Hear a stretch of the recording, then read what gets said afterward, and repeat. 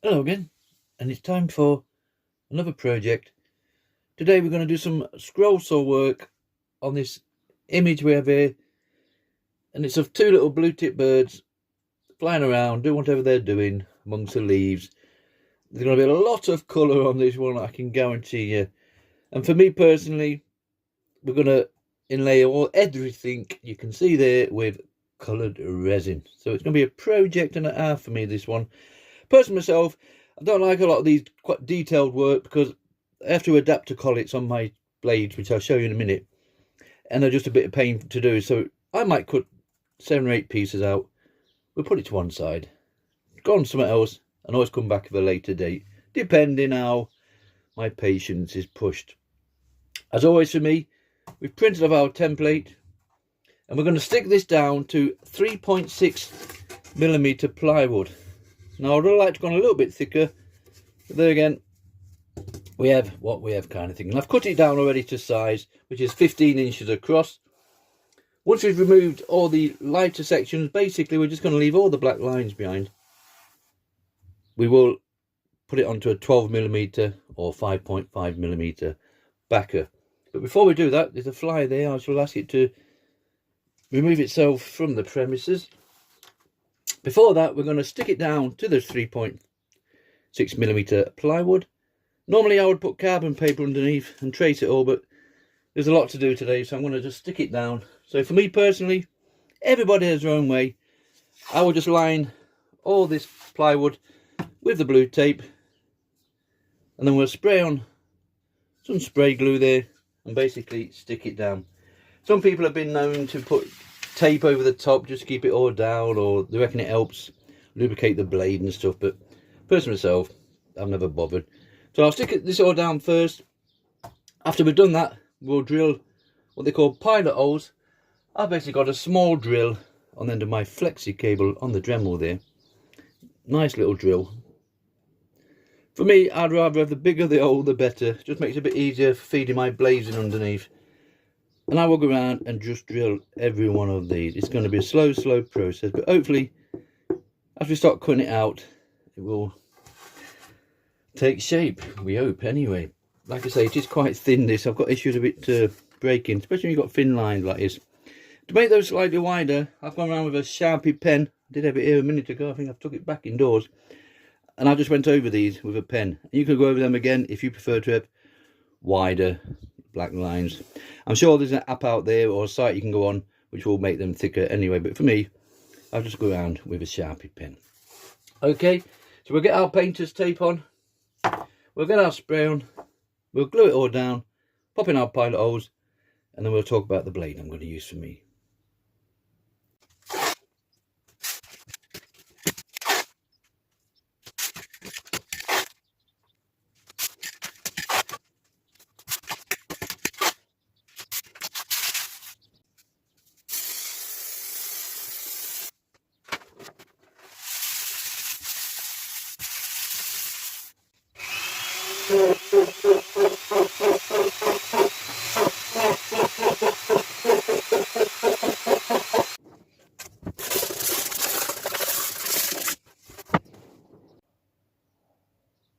Right, so we've put on our painter's tape, we sprayed on our glue there, we stuck the template down, and we've drilled, I'm going to say 90% of our pilot holes. I do find with all my projects, as I go around, I've no doubt missed something, but just enough there to get the blade through, and hopefully as we cut each section out, it'll all stay in place. And then we'll literally just flick it over just to rub off the little bits underneath. Right, we're ready for cutting. So blade wise, for me personally, I just use a Pegas or Olson spiral blade. You can see from there the teeth go all the way around, so we can cut this in any direction. So basically we will fill so I'm just trying to get the orders stuck to my finger, just a minute, there we go. Right, we'll pop the blade into there. Remember, you want your blade to feel smooth on the way down, not like that one, rough on the way up, and we can literally just cut that out just by moving the piece like so. And then we'll move on to the next one and the next one, and hopefully these lines in between will stay in place. There's other blades out there. Pinless blades, these are very fine. This will work perfect on this project. They come on your more fancier saws with your little clamps at the top and bottom. Remember, same with these. Teeth smooth on the way down and rough on the way up. They'll work on this no problem. It is 15 inches across, so depending on your neck on your saw, when you're in the middle, you might just struggle with these ones. I don't think you will personally, because one of these ones you would have to cut down there, turn the piece, then turn the piece, cut down there, and all. There's a lot of turning and twisting with them blades. That's the reason why I don't use them. And there's also pin blades. These are your more cheaper saws. If you're going to go out and purchase a scroll saw, I certainly recommend getting one that takes pinless blades. And we might just get away with this one if you drilled bigger holes. Remember, you've got to fit that into there. So you're going to need a bigger hole. And on some of your smaller sections, you imagine one like this, by the time you've drilled your hole out, you might just get away with it. I'm sure there's some smaller ones there that will struggle. So pin blades, there's one there you can see. By the time you've drilled that one there, you might just struggle to get your blade in there and do it. But it's workable. But for me personally, spiral blades. Unfortunately, with my little Draper scroll saw, it doesn't take pinless blades. So I have to use these adapter clamps. This is the problem with me today, because I've got to get an Allen key, undo the clamp, slide that off, slide that under the project, put the clamp back on, tighten it up, then try and fit this all back onto the saw again. Literally to cut out a little section like that in seconds. Take the tension off, unclip it, take the adapter thing off, slide it out, slide it to the next one. And you can understand why I get frustrated a little bit, and my patience can certainly test it. So I tend to do half a dozen cuts, maybe 10 plus, and I'll leave it and then come back another time. But you can also get in the zone and just get on and sort it, and it's no problem whatsoever. Right, we're popping our, I think that's definitely an Olson number 4 spiral blade into the saw. We'll start from the middle, gives you plenty of room to move out. Maybe we should have cut these corners off to make it a bit easier, but we'll see how we go on. And if we just start cutting this one out. Right, we've cut one out already. That was no problem. So we've lined up the blade into the next pilot hole. We've got the tension on the blade. Nice little ping ping sound. So now we're basically just going to start cutting these out one at a time. And hopefully with this 3.6mm plywood, it should all stay together. I'm more of a router than a scroller, and if I find myself going off the line on this side, let's say, I'll compensate by allowing a bit extra thickness on the opposite side. And remember, it doesn't have to be perfect. These are just guidelines to help you. You make it your own little project at the end. If we were to cut one of these off, it certainly won't be the end of the world. As long as it's not around the bird, we'll just cut it out completely and just make a bigger section. Okay? Never worry about it, just enjoy the time and the project. Right, let's start cutting this out. We'll speed things up as we go along.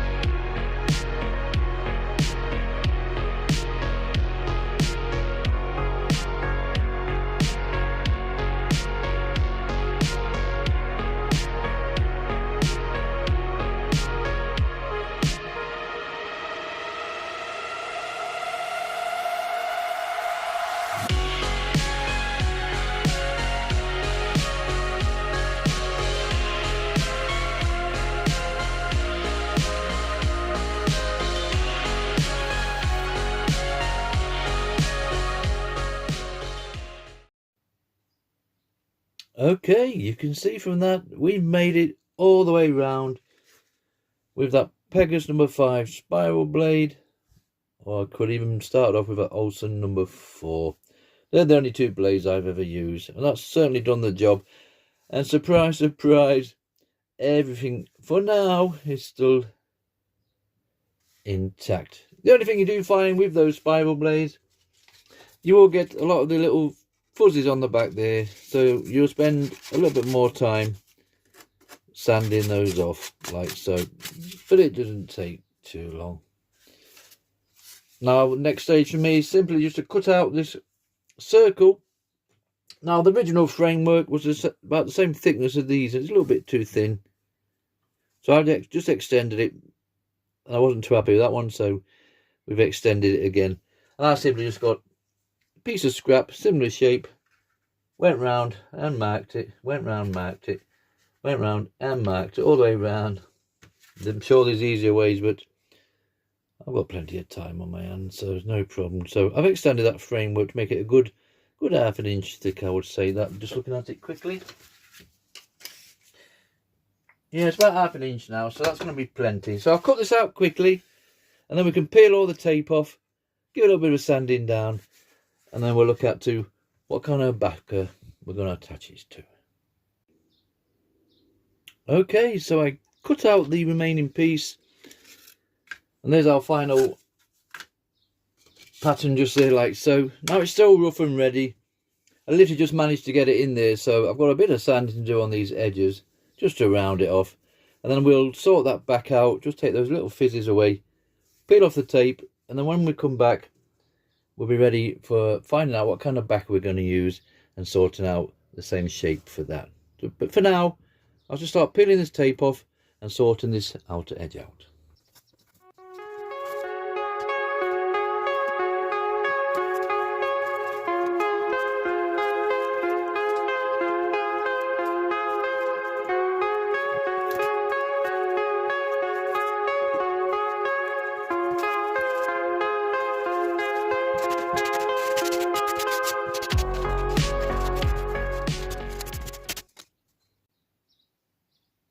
Right, there's all our template, all nicely cleaned out.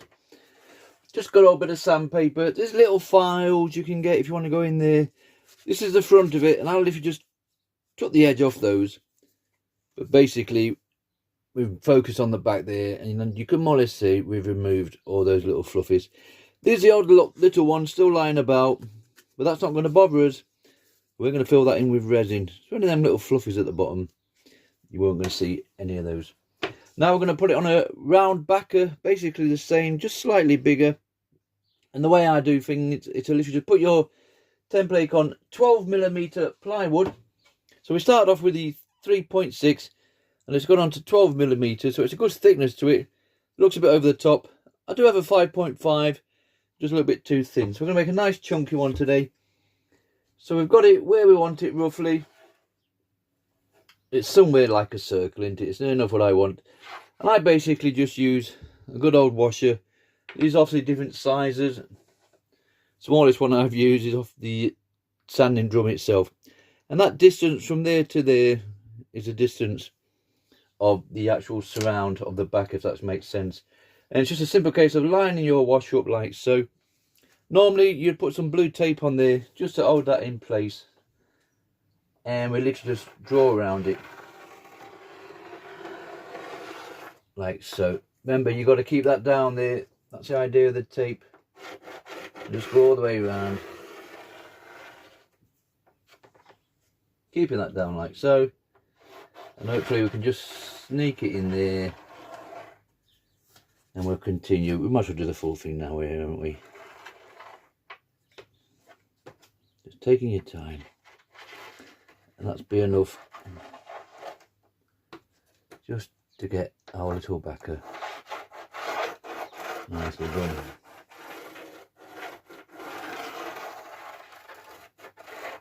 Okay, that's near enough what we want, and that's just gave us a nice gap.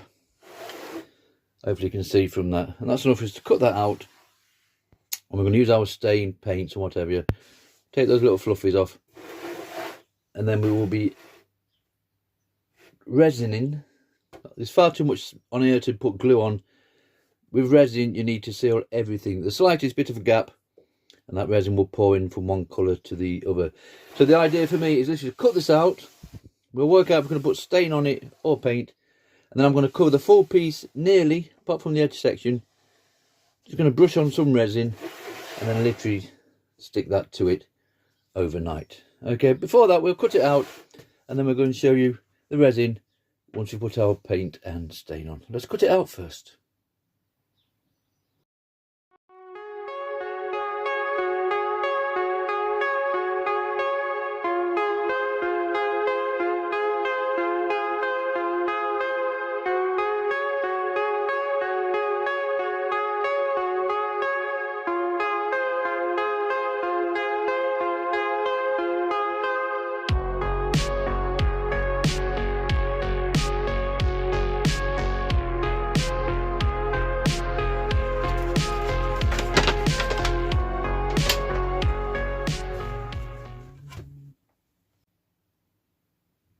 Right, so we cut it out with the scroll saw, nothing too special to see there. And I went over it with a mouse sander. We've removed all those little noddlies off the back, and I literally just slightly rounded over the edges here. Just be careful with your plywood. You can take the top layer of veneer off. Remember, this is in 7 levels, this layers, should I say.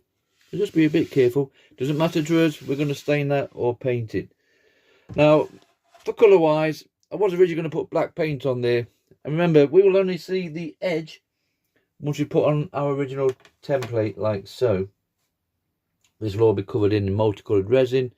So we will just see that little lip all the way around. So I'm going to do away with the black idea. And if you go for the old stains again, I've used these on a numerous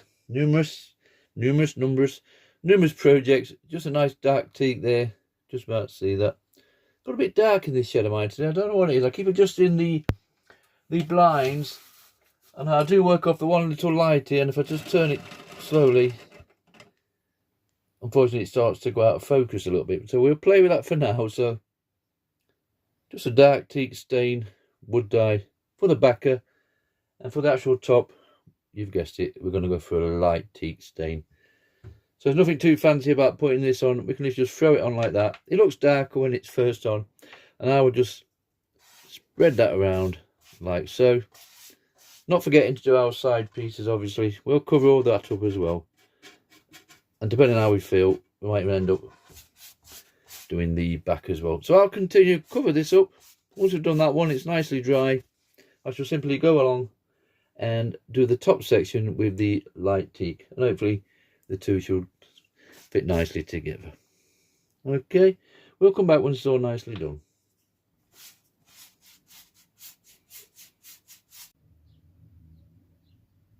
Right, so that dark stain's nicely drying outside. Look at that beautiful glove. And now it's just a case of putting on the light teak. We want to give this a good soaking. We need to get all these side walls covered at the same time. Ideally, if you had a nice tray, we could drop that in, submerge it completely, bring it out, and it would all be done in one go. Do we have one of those? No, we don't. But this soaks in fine, and it'll soon spread round. So you get the general idea from that, more or less. I'll continue, cover this all, getting all those side walls, because when we come to put the resin in, we won't be going to the top, so we just want to make sure that all those side sections are covered and all. We still want to be able to feel that it's been cut out on a scroll saw. Okay, I'll continue and do the rest of this. Right, it's an hour later. That stain dries really quick out in the sun. I do apologise for this bit of wood I've got here. Just letting too much light coming through the shuttering, and it's making a bit of a mess of the front there. But anyways, so that's all nicely done now. And the same with the top section with the lighter teak. And you can see from that, we've managed to get down all those side walls. Obviously, it doesn't matter too much about the back section, as no one's going to see it. And hopefully, that will all get stuck down there, like so, with our resin. And then we'll come back the next day and basically start filling all this in. Just before that, you know it's coming. I do like to give a bit of a shine on my projects. And there's a couple of reasons why we do this. One, like I say, it just finishes the project off me. We don't have to focus too much on the middle section there. But while we're on, we can just spray the full piece. One, for the shine, and two, hopefully it's a little varnish. It's going to be 151 today. It just helps seal any bits on that wood and hopefully reduce any of the bubbles from the resin. I will go outside. Like I say, it's a nice sunny day, so this will dry in seconds and we can literally start sticking this down soon. But for now, just going to spray some of this on. Just darkens it down nicely. And then for me personally, it just looks like more of a finished project. I'll take it outside where it's not so dusty and do the side sections. You might notice we've made it darker towards the edging, because obviously once that goes on, we are only going to see that bit of edging there. And I will spray this top section basically the same way.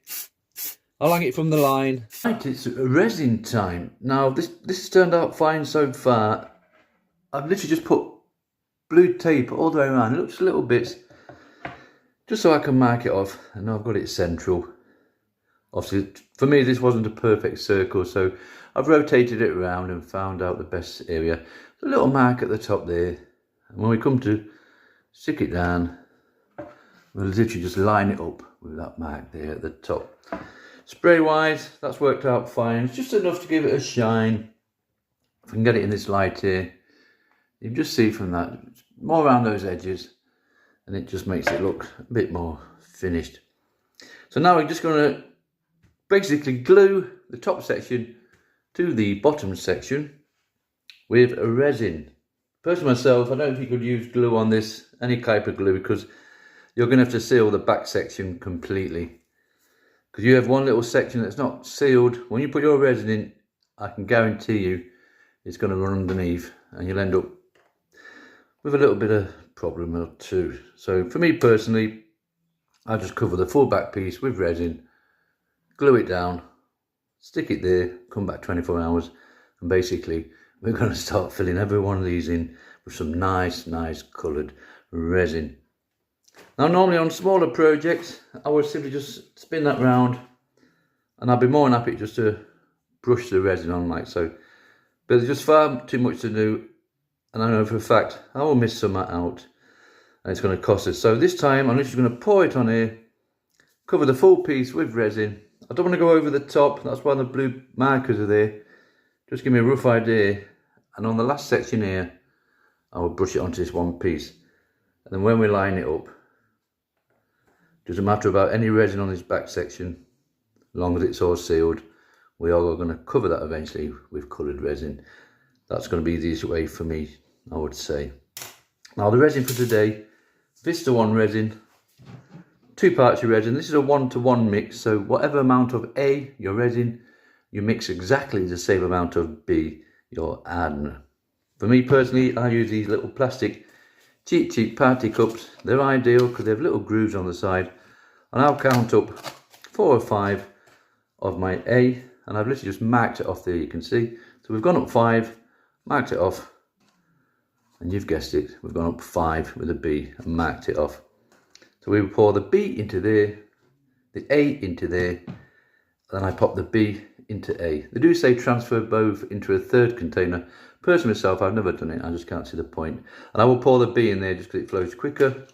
We give that a nice mixing round. I'll do it off camera and basically pop it on there, cover all that, stick that on there, pop a weight on top, you guessed it, and then we'll come back tomorrow and start filling it up. For mixing wise, these plastic knife and forks, they're normally white, but they've gone clear this time at the shop. They've got a nice little groove in there, so should you wanted to, you can scoop it out. Once you've mixed it, scoop it out. When we come to fill it in, we will fill it in exactly the same way. We'll talk more about the colours when it comes to the filling in time. But for now, I'll mix it all off, pour it on, stick it down, and then we'll come back tomorrow and hopefully start filling these up without any leakages. Let's mix a bit of resin first. Okay, there's all our resin nicely mixed. Remember, put your gloves on, plenty of ventilation, and get a nice resin mask. Resin can be quite nasty if you get it on your skin and stuff like that, and obviously breathing in all the fumes and stuff like that. So please read your instructions as regards to health and safety. Right, so that's mixed up. So it's going to be a simple case of, we'll pop in some on here. We'll start off with a small amount. We can always top a little bit up afterwards. And you'll see it against the brown, no problem, of the wood. And we're just going to spread it out. We don't want to go too crazy, remember. I don't want it running over the edge. You could do that. That is another option. You could stand this on 3 or 4 little stilts, little tops, bottle tops or something like that, and have it running over the edge and fill all the sides as well. But there'll be enough resin in this. We want a little bit of wood showing, don't we? We're just going to spread it about like so. We get the general idea. Tilt it against the light and you'll get a better view of where you're going. So I'm going to take this right to the edge of where that little blue tape is, pop some on the back of that, and then we're going to stick it, hopefully, and glue it firmly to the backer. Okay, I'll come back in a minute when this is all nicely done. Obviously the other option is our paintbrush. You can brush that on just as quickly, like so. Okay, we'll come back in a minute when we're ready to hopefully stick this down.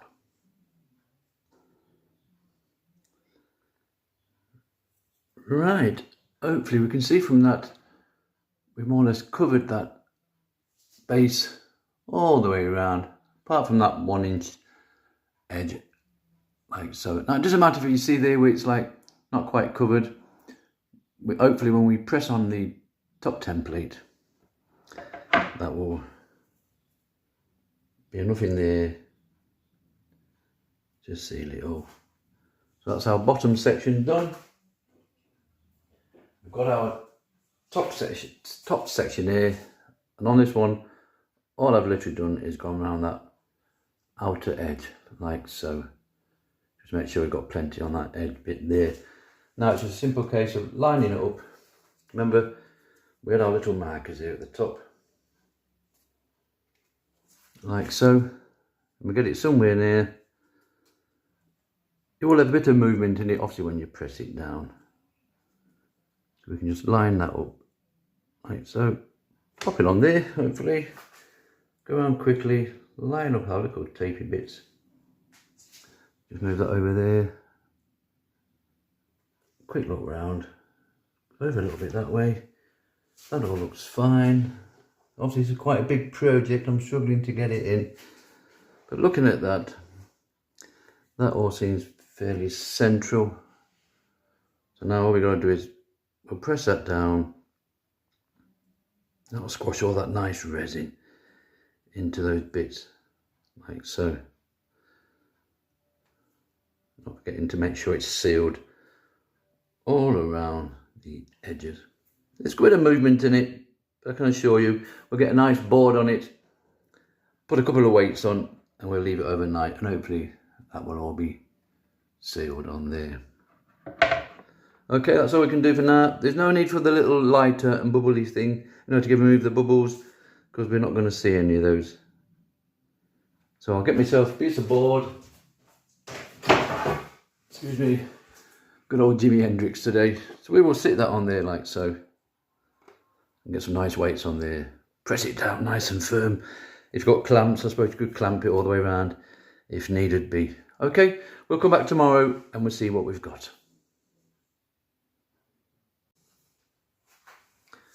Right, it's been a couple of days later. Been on with other projects. And you can see from that, everything's hopefully nice and solid and secure. Now, if you can get really close, you might just see we've still got them areas where the resin's not gone on. That's going to work out in our favour. That will allow the resin to secure more to the bottom. But I have no concerns. I'm relying on these side walls to hold this resin. When the resin is fully cured like so and it's nice and shiny, they do say the next resin you put on top will struggle to stick to that.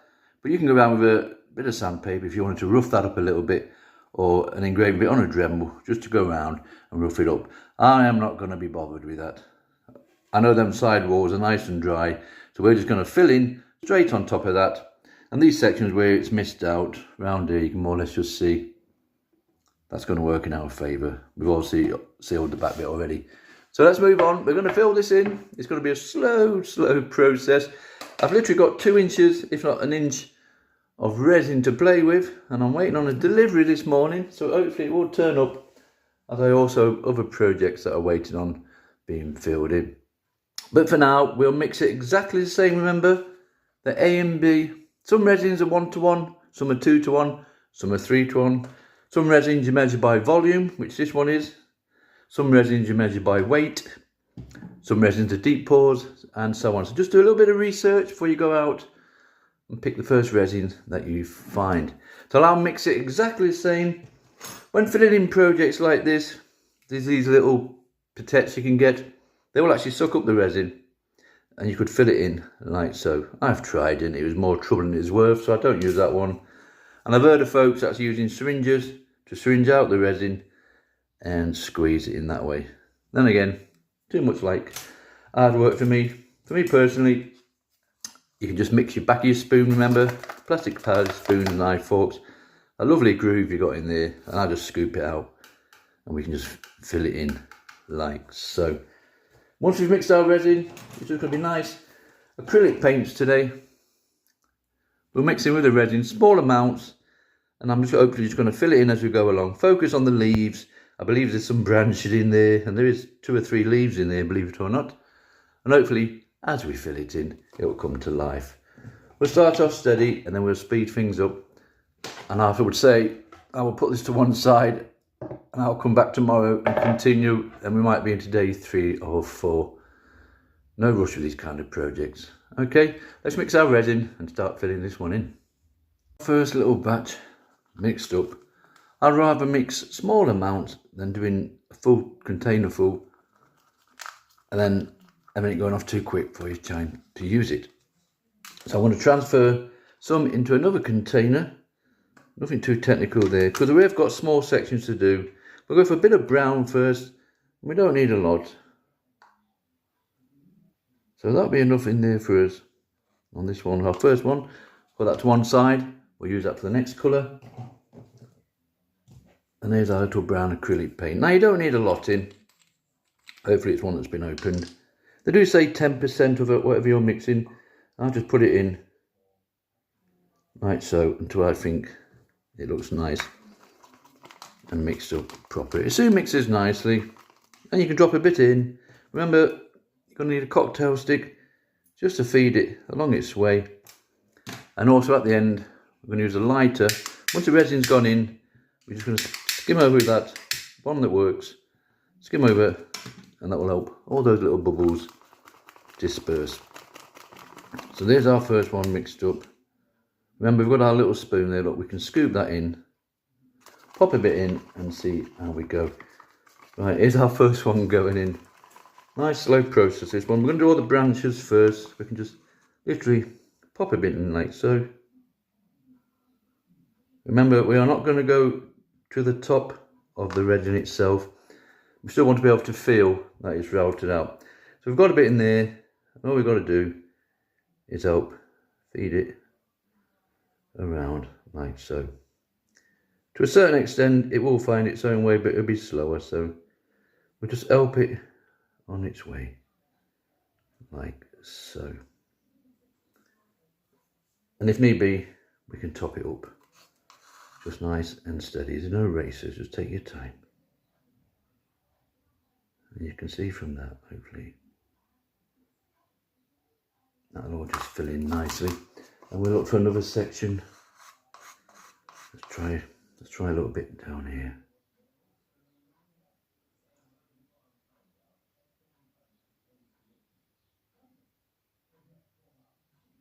Nice and steady. No need to be rushing about.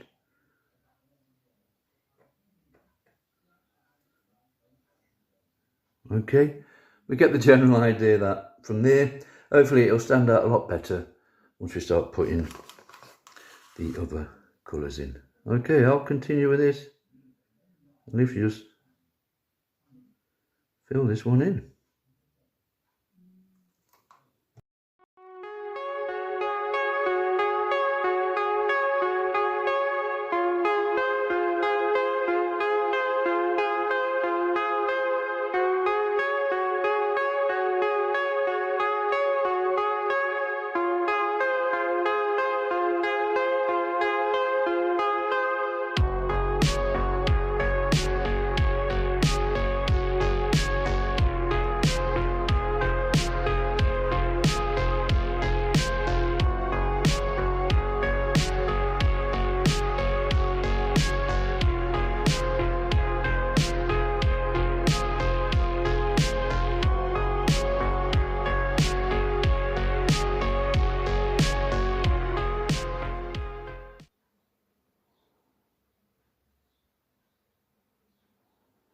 Right, that's all nicely done.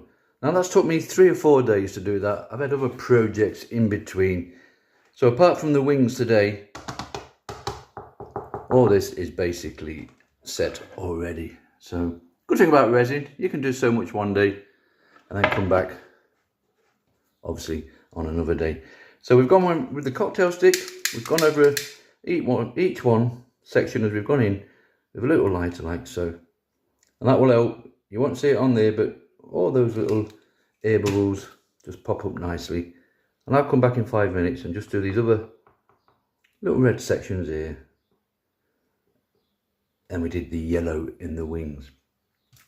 And everything else is more or less set. Right, put this to one side for 24 hours. Get a nice cover for it. It's a hot day today. There's plenty of flies about. If they find this, they will come and stick to it, I can guarantee you. So put a nice cover on. So we're back in 24 hours and we'll see how it's gone.